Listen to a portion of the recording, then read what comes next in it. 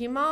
ասֆալտի թեմայի մասին էի ուզում խոսել, իմ բարեկամներից մեկը ինձ անդադ հուշում է, ասում է դժբախտաբար դա անգամ չի հասնում ընդդիմության ուղեղներին չի հասնում եւ անգամ որոշ խմբագիրներ շատ անգամ ասում են, դե գիտեք ինչ կա Նիկոլը ասֆալտ է անում, դե դրա համար ժողովրդին կարող խմբագիրներ ունենք, անգամ լրագրողներն են դրա մասին խոսում են։ Նախ եկեք ճշտենք, ասֆալտ հասկացողությունը եւ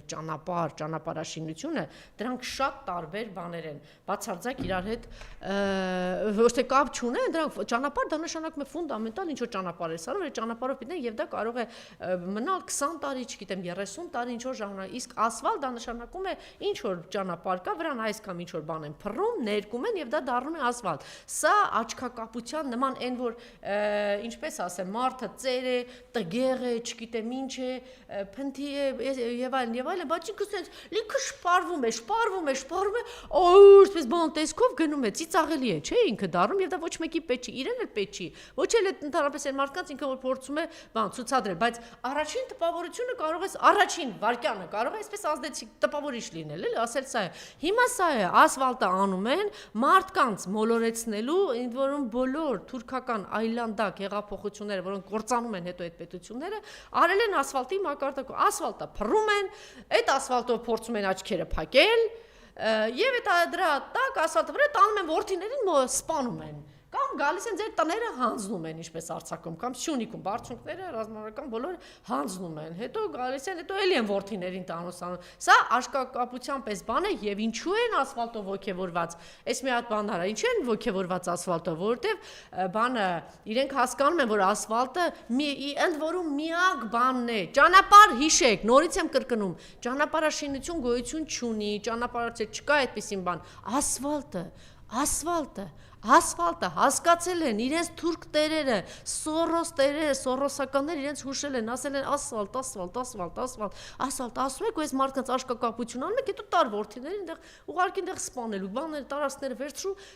բաներ արա ու դե բոլոր ռեշավոր գործողությունները կանես։ Իրենք միջև հիմա հասկացել են, որ դրանով կարողանում են խաբել մեր ժողովրդին, մի հատ լսեք էլի ինչ է ասում, իրականում ինքն էլ է խոստանում, ինքն էլ է հասկանում, որ անասունությունն է, բայց դրանով ոնց են կարողանում խաբել մեր ժողովրդին։ Տեսեք ինչ է ասում։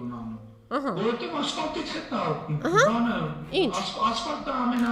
ինչի՞ մենք ասֆալտը սիրում ի վերջո, որովհետև ասֆալտը, Հասկացաք սիրելիներս, ասֆալտը, այսպես ասֆալտ է,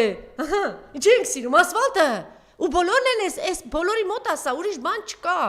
ուրիշ բան, ասում ես 7 միլիարդ ու կես վերցրել ես, պարդ դրել ես մեծ վրա, 8 միլիարդ, այդ ոնց եղավ երկրորդ նախագահի ժամանակ մինուսոիդ, պատերազմից հետո պարզ է, պլյուս չէր լինելու, 3 միլիարդ մինուս գալիս է,